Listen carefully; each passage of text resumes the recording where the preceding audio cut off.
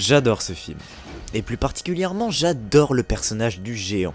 Mais vous êtes peut-être assez nombreux à ne pas avoir vu ce dessin animé car il a connu un grand succès plusieurs années après sa sortie. Vous ne l'avez donc sûrement jamais vu durant votre enfance. Alors je vous préviens, je vais pas pouvoir m'empêcher de spoiler, si ce n'est la toute fin du film qui est peu importante ici et plus agréable à découvrir de soi-même. Mais bon, je vous conseille quand même d'aller voir ce super film avant, et si vous souhaitez rester, eh bien j'espère que cette vidéo vous donnera envie de vous y plonger, parce que c'est juste génial. En plus c'est réalisé par Brad Bird, le même gars qui a fait Ratatouille ou encore Les Indestructibles 1 et 2.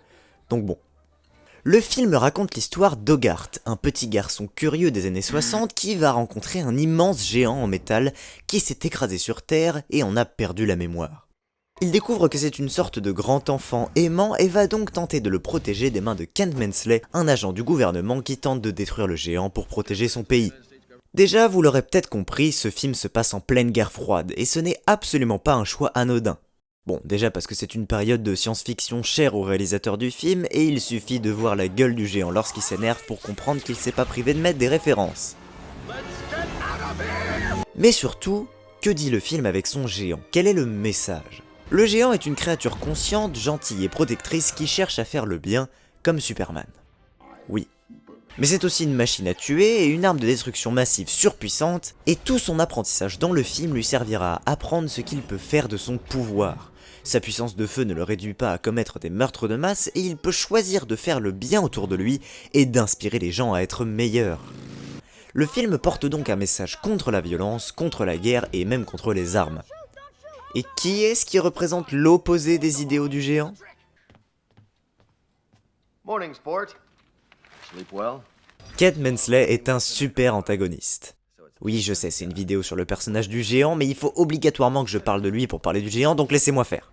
Kent Mensley est un super antagoniste, disais-je, car il justifie justement l'utilisation de la période de guerre froide. En plus d'être un personnage très drôle, il est l'incarnation typique de l'américain patriotique et paranoïaque du gouvernement, dépassé par les événements et préférant atomiser tout ce qui pourrait menacer sa survie.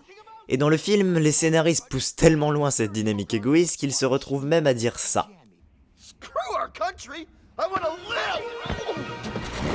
Et justement, tout passe par cet égoïsme, cette paranoïa et cette violence pour mettre en valeur la bonté et les sacrifices du géant. Et d'ailleurs, si on réfléchit un peu, on peut même remplacer le géant par autre chose, une autre symbolique. Une autre invention métallique révolutionnaire, mais qui pourrait être utilisée de manière néfaste, et donc suscite la panique du gouvernement américain. Oh mais attendez, c'est quoi le premier plan du film ?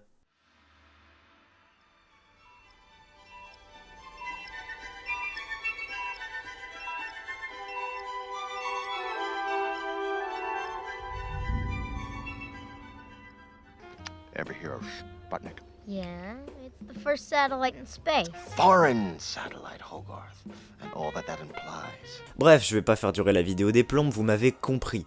Mais pour conclure, j'aimerais encore un petit peu parler du géant, parce qu'il n'y a pas que la partie symbolique qui rend ce personnage génial. Et d'ailleurs, ce n'est pas ce qui m'a provoqué un coup de cœur étant enfant, au point que j'ai dépassé à ce jour les 200 visionnages de ce film. Mais c'est bien sa sympathie, sa bienveillance et son côté extrêmement badass aussi. On sent qu'il est fort, puissant et quand il se transforme dans sa rage, il est vachement stylé, on va pas se mentir.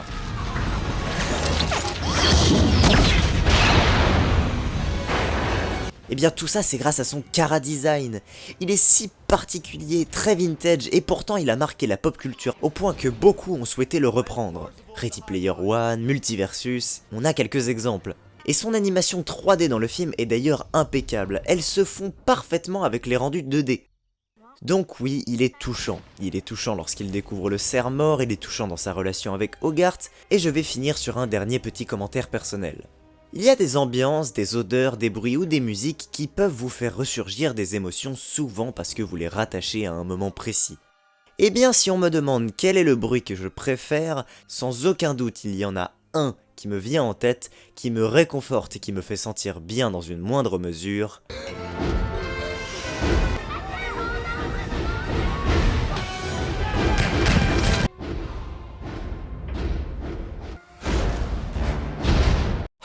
Allez voir ce film.